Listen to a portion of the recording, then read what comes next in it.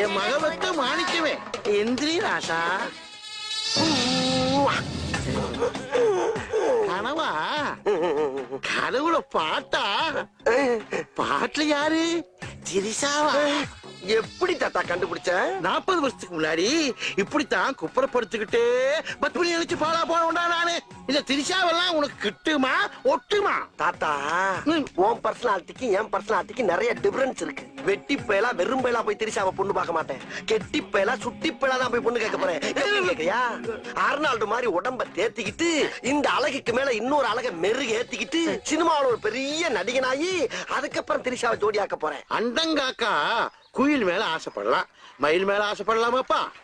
சும்மா சேவிங் பண்ண வந்தவன ஏன் வம்பு கேக்குற? திரிச்சா திரிச்சா திரிச்சா, ஐயோ என்ன அழகா இருக்க. பாவாடை தாவணியில பார்த்தா பரபரப்பா இருக்க, மாடர்ன் ட்ரெஸ்ல பார்த்தா ஒரு மார்க்க. உன்னை பார்த்தாவே என் மனசை கட்டுப்படுத்த முடியலையே.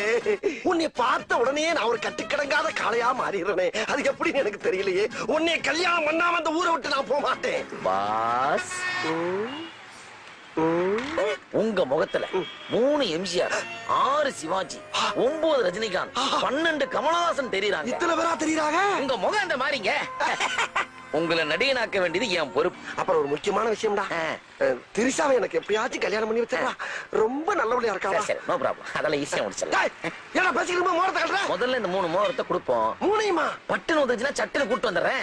ஒத்துக்கலன்னா உங்க சைனையும் கொடுத்து ஓகே பண்ணிடுறேன். இந்த Dress கன கச்சிதமா இருக்குன்னா அது உங்களுக்கு தான் பாஸ். நீ நடிகண்டா, திரிசா உனக்கு கிடைக்கும்டா.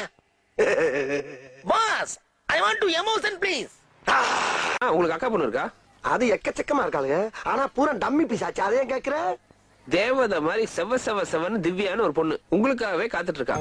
தேவதை மாதிரி செவன்னா என்னப்பா சொல்ற? நீங்க வாங்கல, உங்களை பார்த்தோன்னா மாமான்னு கட்டி பிடிச்சி கருவா. வாங்க. ஐயோ, அப்ப திரிசாவோட வாழ்க்கை? திரிசா கூட எப்படா வாழ்ந்தேன்? என்னமோ குடும்பம் நடத்துற மாதிரி கேக்குற? வேண்டாண்டா. இந்த பாரு, ஆசைப்பட்ட வாழ்க்கை கிடைக்கலனா கிடைச்ச வாழ்க்கையை ஆசைப்பட்டு ஏத்துக்கணும். திரிசா கிடைக்கலனா திவ்யா. அப்ப திவ்யா கிடைக்கலனா உன்னைய கொல்ல வேண்டியது. கிடைக்கும், திவ்யா கிடைக்கும். வாடா.